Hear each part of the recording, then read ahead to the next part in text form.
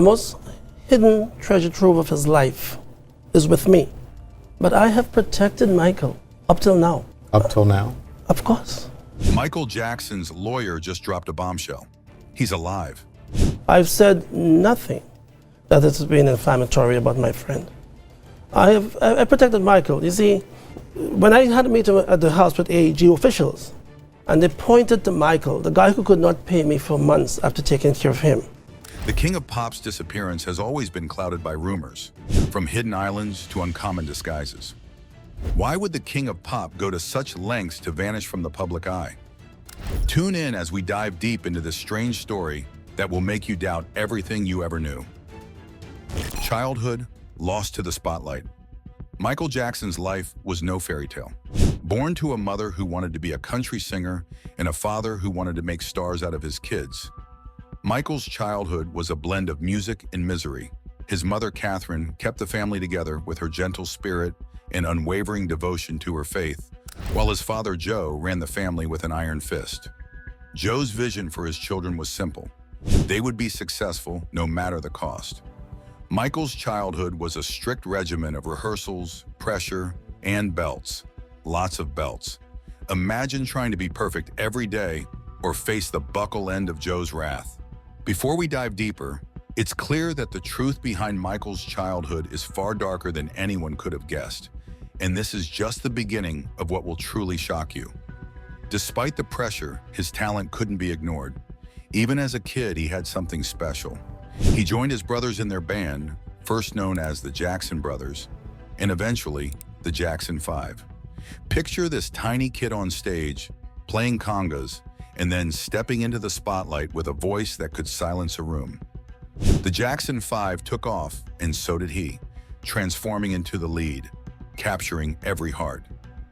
But while he was becoming a global sensation, his childhood was fading, replaced by stage lights, demanding crowds, and Joe's unyielding discipline. By the time he was a teenager, he was no longer just part of a family band. He was the main event. From I Want You Back to ABC, the Jackson 5's success was just the beginning. By his teenage years, he had released solo albums and was already a star in his own right. But behind the glitter and fame, there was darkness. His appearance started changing, and everyone had something to say. Rumors swirled. Was he bleaching his skin? Did he hate his heritage? The truth, as he later shared, was more painful. He suffered from vitiligo, a skin condition that stripped away his pigment. The media, however, wasn't kind. They painted him as someone running from his own identity.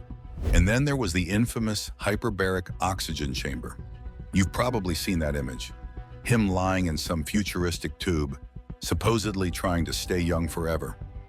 It was a publicity stunt, yet it fed into the idea of him as someone who would do anything to escape his reality. His life had all the makings of a tragic Hollywood script.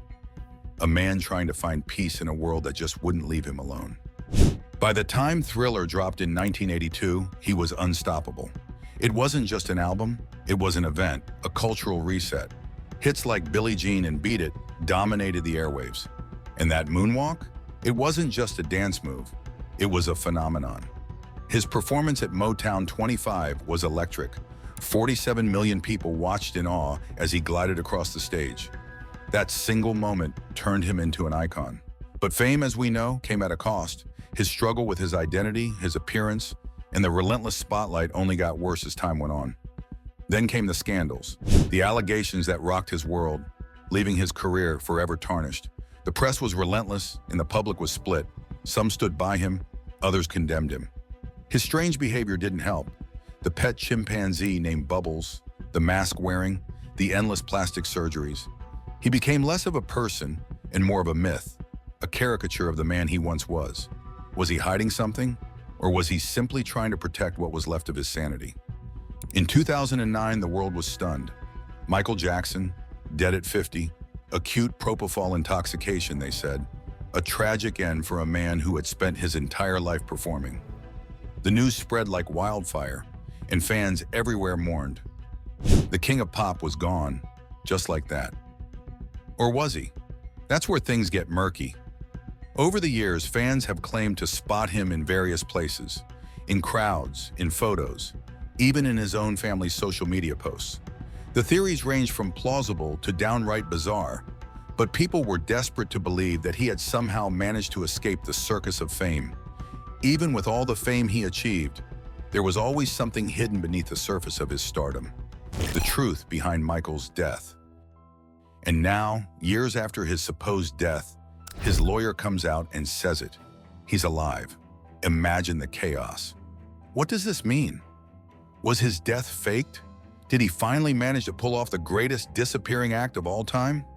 The lawyer's words have reignited the fire, and suddenly everyone's a detective, dissecting old footage, analyzing every interview, looking for clues. There's even talk of him living under an alias, hiding out somewhere far from the spotlight.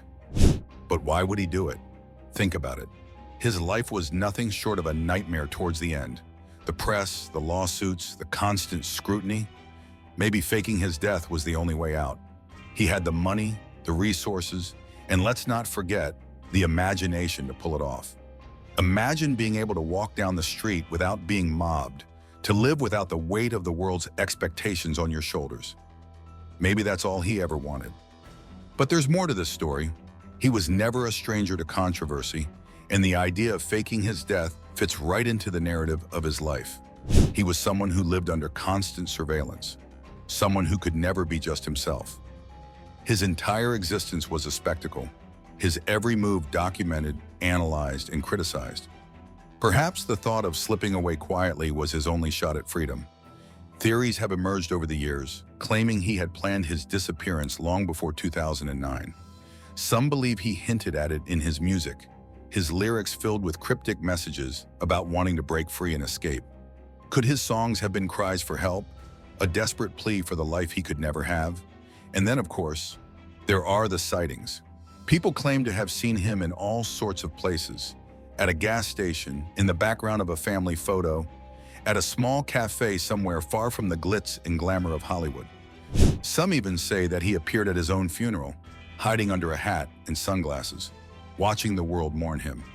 These stories may sound ridiculous, but they have kept the legend alive. And it's not just random fans claiming this. There are people close to him, people who knew him, who have hinted that his death may not have been what it seemed. The lawyer's statement has only added fuel to the fire.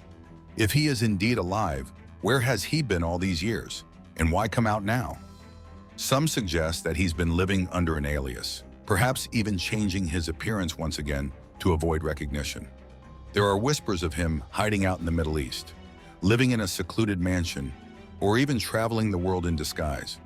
It's the kind of story that could only be associated with him, grand, strange, and larger than life. There's also the question of his health. He was known to have struggled with various health issues throughout his life. His skin condition, his dependency on painkillers, and the toll years of performing took on his body. Some believe that faking his death was also about taking control of his health, about stepping away from the relentless pressure to perform and the harmful substances that were prescribed to keep him going. Perhaps by disappearing, he was finally able to focus on himself, away from the demands of being the king of pop. The theories don't stop there. Some say that his decision to fake his death was influenced by the people around him. He had a close circle of advisors, friends, and confidants, people who saw firsthand the toll that fame had taken on him. These were the people who stood by him during the darkest times, and maybe they were the ones who helped orchestrate his escape. It's not hard to imagine him, tired of the constant circus, reaching out to those he trusted most and devising a plan to get away. It's the kind of story that feels almost too perfect, like something out of a movie.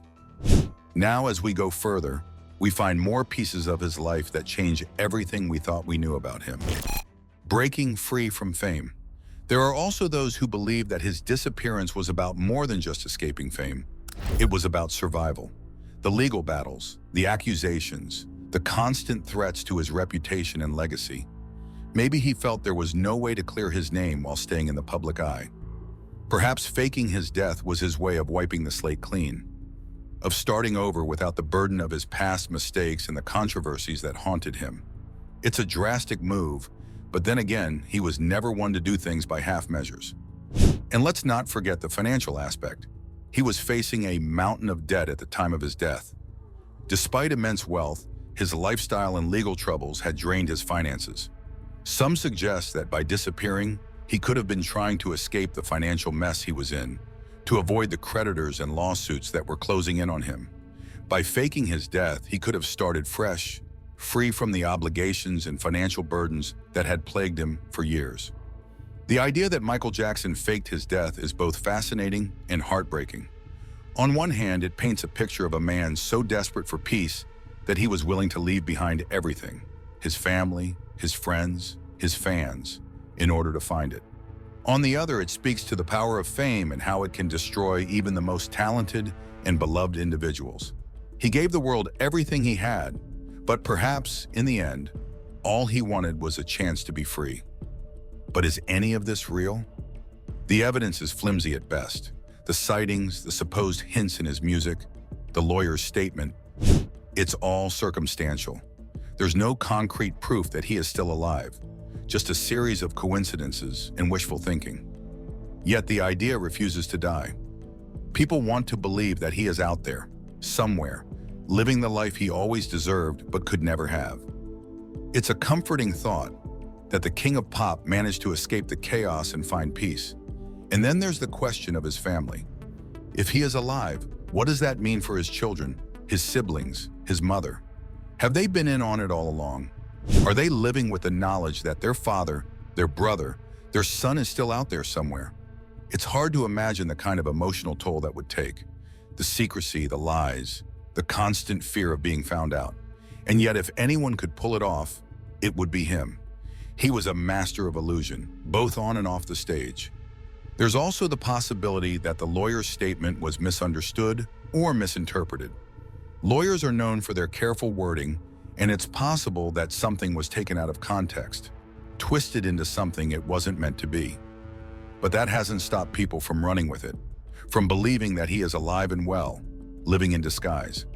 The appeal of the story is just too strong.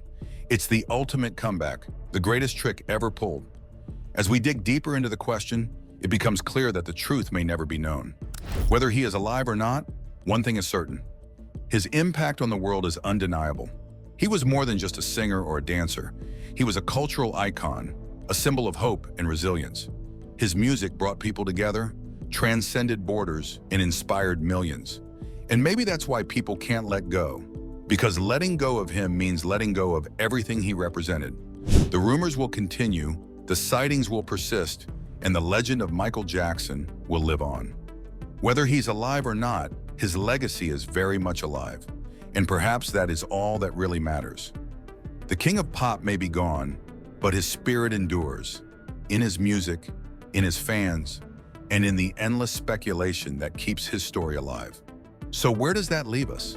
Is he really out there, living a quiet life somewhere, free from the chains of fame?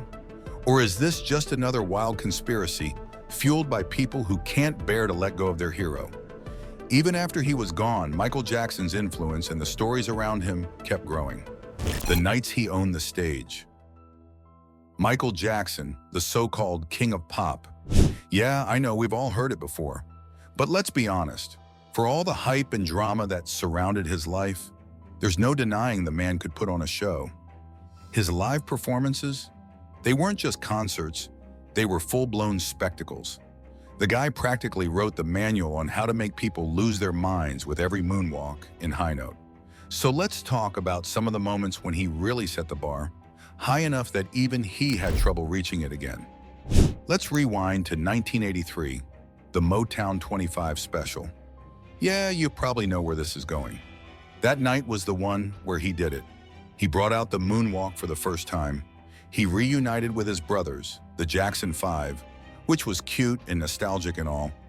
But it was when he took the stage alone that the real magic happened. There he was, all dressed in black with his single rhinestone glove, standing like he owned the world. And then, boom, he slid backward like he was gliding on air. I mean, let's face it, at that moment, everyone watching was probably just like, what did I just see? It was the move that made Michael more than just a pop star. He was now something beyond that, a legend in the making. Fast forward to 1993. Picture it, the Super Bowl halftime show, an event usually so dull you'd rather go grab snacks. But not this time. Enter Michael. He pops up on stage, literally, just stands there in his military-style outfit, doing nothing, just staring. It's almost comical, but somehow the crowd eats it up. He eventually launches into his songs, Jam, Billie Jean, Black or White, and ends with Heal the World, while surrounded by thousands of kids. Talk about pulling on those heartstrings. And you know what? It worked. That was the first Super Bowl halftime show that had people glued to their seats instead of looking for the bathroom. Michael basically turned the halftime show into a must-watch part of the game, paving the way for all the superstar performances we've got today. And then there's the Bad World Tour, starting in 1987. His first solo tour, 16 months of non-stop performing across 15 countries. The guy was everywhere. Sure, he had the vocals and the moves, but the real selling point was the sheer production value. Lasers, lights, costume changes. Michael brought a whole circus with him, and people ate it up. He might have been promoting his Bad album, but make no mistake, he was riding the wave of Thriller success all the way through. People came to hear those old hits just as much as the new ones. It was more than a concert. It was like he was saying, "You came for a show, and I'm gonna give you a spectacle." And give them one he did, over 100 shows worth. Jump ahead a few years to 1992, and it's the Dangerous World Tour. This was Michael's chance to double down on theatrics, and boy did he. The guy had enough pyrotechnics to rival a 4th of July celebration. One of the standout performances from this tour was in Buenos Aires. He comes out with his usual swagger, belting out Jam, Wanna Be Startin' Something, and Smooth Criminal. And let's not forget that iconic anti-gravity lean. You could almost hear the crowd's jaws dropping in unison. It was high energy, high drama, and a whole lot of hype. Michael knew what people wanted, and he gave it to them. A big, loud, over-the-top show that nobody would forget. And how about 1997, the History World Tour in Munich? Yeah, Michael was still at it, and Munich was one of those moments that just proved the guy had staying power. Smooth Criminal again. Because really, who got tired of seeing that one? He pulled out all the tricks. The choreography was flawless, the lighting was perfect, and every single move looked like he'd rehearsed it 1,000 times. The crowd couldn't get enough, and Michael knew how to feed that energy right back into his performance. Even when people started whispering that his best days were behind him, he still showed up and delivered. Not that all of Michael's memorable performances were on big tours or TV specials. Let's take the 1995 MTV Video Music Awards. Michael took the stage for a solid 15 minutes, ripping through a medley that was basically a who's who of his hit list. Is Michael Jackson's return just another wild conspiracy, or is there truly something he's keeping from the world? Tell us what you think, and remember to like and subscribe for more.